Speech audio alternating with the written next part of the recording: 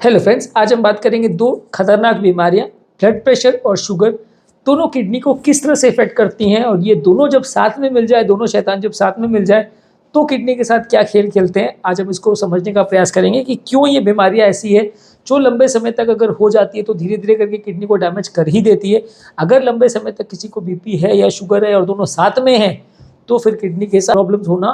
ज़्यादातर केस में काफ़ी कॉमन हो जाता है। आज इसको समझने का प्रयास करेंगे कि ये बेसिकली इसका कारण क्या है और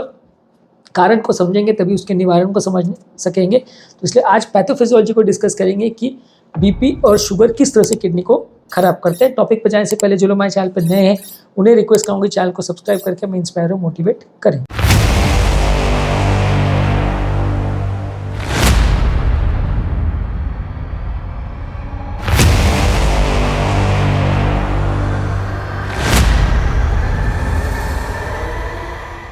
सबसे पहले डायबिटीज़ बेसिकली जो ग्लोमेरुलस है, जहाँ बेसिकली किडनी में जो यूरिन है वो छनता है, यानी ब्लड सबसे पहले आने वाले नली से यानी एफरेंट नली से ग्लोमेरुलस में आता है, वहाँ पे वो छनता है और उसके बाद जो निकलने वाली नली है जिसे इफरेंट आर्टीरियोल बोलते हैं, उससे निकल के पूरी बॉडी में चला जाता है। तो ये दोनों एरियाज़ का एक नलियों का गुच्छा वहाँ पे होता है जिसे ग्लोमेरुलस बोलते हैं। ये ग्लोमेरुलस को जो है डायबिटीज़ में इफेक्ट होता है, क्योंकि जो ग्लोमेरुलस है वो डायबिटीज़ की वजह से डैमेज हो जाता है। ग्लोमेरुलस के काफ़ी एरियाज़ में शुगर के जो प्रोडक्ट्स हैं, यानी शुगर की वजह से काफ़ी बॉडी के काफ़ी प्रोटीन्स हैं या कुछ एंड प्रोडक्ट्स हैं, या एक तरह से मान लीजिए एक तरह का एक कचरा है जो प्रोटीन्स शुगर की वजह से डैमेज हो जाते हैं, वो वहाँ पर जाके जमा हो जाते हैं, जिसकी वजह से मान लीजिए एक छन्नी है उसमें बहुत सारा कचरा भर गया, तो बचे कुछ जो छिद्र है जिससे सारे ब्लड को छन्ना है उन पर प्रेशर बहुत ज़्यादा बढ़ने लग जाएगा, क्योंकि अगर वहाँ पे 100 छेद है और उसमें से 80 में कचरा भर गया तो बाकी 20 छेद को एक्स्ट्रा काम करना पड़ेगा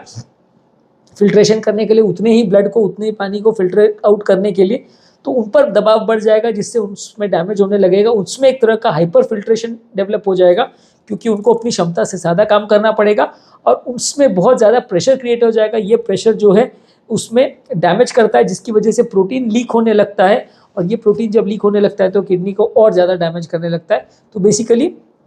डायबिटीज़ जो है वो ग्लोमेरुलस को डैमेज करता है, वहाँ पे कचरा एक तरह से जमा हो जाता है जिसकी वजह से वहाँ पे फिल्ट्रेशन का काम कॉम्प्रोमाइज़ हो जाता है। इसके अलावा डायबिटीज़ में किडनी में एक तरह का इन्फ्लेमेशन क्रिएट हो जाता है। लंबे समय तक अगर शुगर लेवल्स बहुत ज़्यादा हाई हो तो कुछ इन्फ्लेमेटरी मीडिएटर्स या मार्कर्स बॉडी में रिलीज होते हैं जो किडनी में एक तरह का सूजन डेवलप कर देते हैं, जिससे किडनी डैमेज होती है। इसके अलावा ये लंबे समय तक अगर किडनी में अगर सूजन क्रिएट हो तो किडनी में फाइब्रोसिस हो जाता है, यानी किडनी एक तरह से काम नहीं कर पाती है, उसमें फाइब्रोस स्ट्रैंड्स डेवलप हो जाते हैं जो कि सारे जो ग्लोमेरुलस है उसमें जो फिल्ट्रेशन का काम है उसको कॉम्प्रोमाइज़ करते हैं, जिसकी वजह से वहाँ पे स्कार टिश्यू बन जाता है। फाइब्रोसिस का मतलब यह है कि वहाँ पे एक तरह से स्कारिंग हो जाती है, जिसकी वजह से उस एरिया की नॉर्मल इलास्टिसिटी और काम करने का जो टेक्निक है या काम करने का जो तरीका है वो कॉम्प्रोमाइज़ हो जाता है, जिसकी वजह से लोगों का किडनी फेल होने लगता है। इसके वजह से लंबे समय में डायबिटीज़ अगर किसी को हो तो उनको माइक्रोवैस्कुलर कॉम्प्लिकेशन भी होते हैं, जिसकी वजह से छोटी छोटी जो नलियाँ और जो किडनी में ब्लड लेके आती है वो कॉम्प्रोमाइज़ हो जाती है, उसमें कोलेस्ट्रॉल जमा हो जाता है, उसमें एक तरह से डैमेज हो जाता है, जिसकी वजह से ब्लड को लाना ले जाने का सिस्टम कॉम्प्रोमाइज़ हो जाता है और जो उसके अंदर के जो सेल्स है वो एक तरह से ख़राब काम करने लगते हैं, जो सेल्स को प्रॉपर ऑक्सीजनेशन वगैरह नहीं मिल पाता, जिसकी वजह से किडनी का भी प्रॉपर ऑक्सीजन नहीं मिल पाता। इसकी वजह से किडनी का टिश्यू भी डैमेज हो जाता है और टिश्यू जो है किडनी का प्रॉपरली काम नहीं कर पाता है। तो ये तरीका है जिससे डायबिटीज़ किडनी को डैमेज करता है, यानी ग्लोमेरुलस को ख़राब करता है, किडनी में सूजन और फाइब्रोसिस डेवलप करता है और किडनी में आने वाली नलियों को भी डैमेज करता है, यानी माइक्रोवैस्कुलर को भी खराब करता है। अब बात करेंगे ब्लड प्रेशर यानी हाइपरटेंशन किस तरह से किडनी को डैमेज करता है। बेसिकली किडनी को डैमेज करने का ब्लड प्रेशर का भी वही तरीका है। बहुत ज़्यादा जब ग्लोमेरुलस में बहुत ज़्यादा प्रेशर क्रिएट होता है तो ब्लड का इतने ज़्यादा प्रेशर को ग्लोमेरुलस झेल नहीं पाता, जिसकी वजह से वो एक तरह से फट जाता है, डैमेज हो जाता है, प्रोटीन लीकेज होना चालू हो जाता है, फिल्ट्रेशन जो नॉर्मली होता है वो कॉम्प्रोमाइज़ हो जाता है, जिसकी वजह से ग्लोमेरुलस हमेशा के लिए ख़राब हो जाता है। और लंबे समय तक अगर ब्लड प्रेशर रहे तो किडनी में आने वाली जो नलियाँ हैं वो मोटी हो जाती है, थिकन हो जाती है और पतली हो जाती है, जिसकी वजह से ब्लड का प्रेशर और ज़्यादा बढ़ जाता है, ग्लोमेरुलस को और ज़्यादा डैमेज होने लगता है और ब्लड फ्लो जो ग्लोमेरुलस को आता है वो कॉम्प्रोमाइज़ हो जाता है। इसकी वजह से रीनल फंक्शन कॉम्प्रोमाइज़ हो जाता है। इसके अलावा रेनिन एंजियोटेंसिन सिस्टम जो बॉडी का कंट्रोल सिस्टम है जो कि ब्लड प्रेशर को कंट्रोल करता है, और इस सिस्टम की गड़बड़ होने की वजह से लोगों को हार्ट अटैक्स और स्ट्रोक वगैरह आने का भी रिस्क बढ़ जाता है। ये सिस्टम को भी हाइपरटेंशन एक्टिवेट करता है, और ये सिस्टम जब एक्टिवेट होता है तो और हाइपरटेंशन को बढ़ाता है और बाकी सिस्टम को इन्फ्लेमेशन क्रिएट करता है और हार्ट अटैक्स वगैरह का चांस बढ़ाता है, और किडनी में भी और सूजन और इन्फ्लेमेशन क्रिएट करता है, फाइब्रोसिस क्रिएट करता है।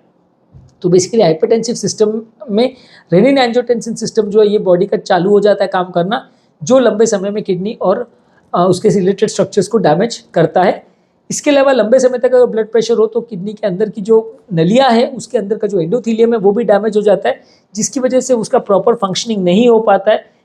और ये एंडोथीलियल डिसफंक्शन की वजह से वो एरिया प्रॉपरली काम नहीं कर पाता। इसकी वजह से जो एंडोथीलियम से नॉर्मल निकलने वाले जो वैसोडायलेटर्स हैं जो नली को डायलेट करते हैं, और नॉर्मल वैसो कंस्ट्रिक्टर्स है जो नली को कंस्ट्रिक्ट करते हैं, ये सारा सिस्टम भी फेल हो जाता है, जिसकी वजह से लंबे समय में ये किडनी का जो प्रॉपर नलियों का फंक्शन है वो नहीं हो पाता, और लंबे समय तक अगर ब्लड प्रेशर रहे तो किडनी डैमेज हो जाती है। अब बात करेंगे डायबिटीज़ और हाइपरटेंशन अगर साथ में किसी को हो जाए तो ये किस तरह से एक दूसरे का साथ दे कि किडनी को ज़्यादा डैमेज करते हैं, यानी एक सिनर्जिस्टिक कॉम्बिनेशन बन जाता है जो कि किडनी को डैमेज करता है। तो इसमें भी तरीका वही है, डायबिटीज़ हाइपरटेंशन दोनों ही मिलकर जब साथ में आते हैं तो ग्लोमेरुलस के अंदर प्रेशर बहुत ज़्यादा बढ़ जाता है, प्लस कचरा भी डेवलप हो जाता है। तो दोनों एक साथ में काम करते हैं तो इससे अंदर का प्रेशर इतना ज़्यादा बढ़ जाता है कि उससे डैमेज हो जाता है। बीपी और शुगर साथ में आते हैं तो उससे बॉडी का इन्फ्लेमेशन भी बढ़ जाता है, तो इस वजह से भी ग्लोमेरुलस डैमेज हो जाता है और उसमें फाइब्रोसिस क्रिएट हो जाती है।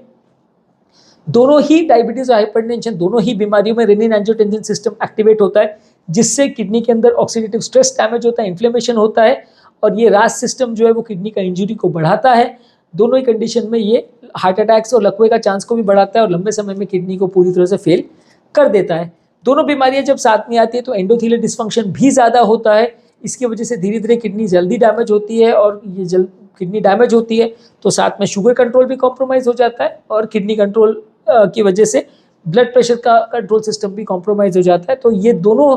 एक तरह से विशियस साइकिल क्रिएट करते हैं कि बीपी शुगर बढ़ता है तो किडनी को डैमेज करता है, और किडनी डैमेज होता है तो और बीपी शुगर बढ़ता है। तो ये एक तरह से विशियस साइकिल है कि एक के बाद एक जितना ज़्यादा ब्लड प्रेशर शुगर सालों का होते जाएगा उतना सिस्टम फेल होते जाएगा, और उतना ब्लड प्रेशर को और शुगर को कंट्रोल करना और मैनेज करना और मुश्किल होते जाएगा। दवाओं के रिएक्शंस होने का चांस और बढ़ जाएगा, दवाओं को ईजिली मैनेज करना और मुश्किल होते जाएगा, तो लंबे समय में पेशेंट्स को प्रॉब्लम्स होने का चांस बढ़ जाता है। तो बेसिकली आज हमने बात करने की कोशिश की कि डायबिटीज़ और हाइपरटेंशन जब साथ में काम करते हैं तो वो किडनी को किस तरह से डैमेज करते हैं, और ये दोनों एक साथ जब आ जाए तो किडनी के लिए क्यों ज़्यादा डेंजरस हो जाता है कॉम्बिनेशन, और किडनी को लंबे समय तक ये ज़्यादा डैमेज करते हैं। अगर हम ये सारे रिस्क फैक्टर्स को प्रॉपरली कंट्रोल करते हैं और शुगर और ब्लड प्रेशर दोनों को अच्छे से कंट्रोल करते हैं तो डैमेज होने का रिस्क कई गुना कम हो जाता है। 100% गारंटी नहीं है कि ये बिल्कुल कभी नहीं होगा, काफ़ी हद तक कंट्रोल करने में आपको मदद मिलेगी अगर आप अच्छी तरह से इसको कंट्रोल करेंगे तो। जो लोग हमारे चैनल पे नए हैं उन्हें रिक्वेस्ट करूंगा कि चैनल को सब्सक्राइब करके हमें इंस्पायर और मोटिवेट करें।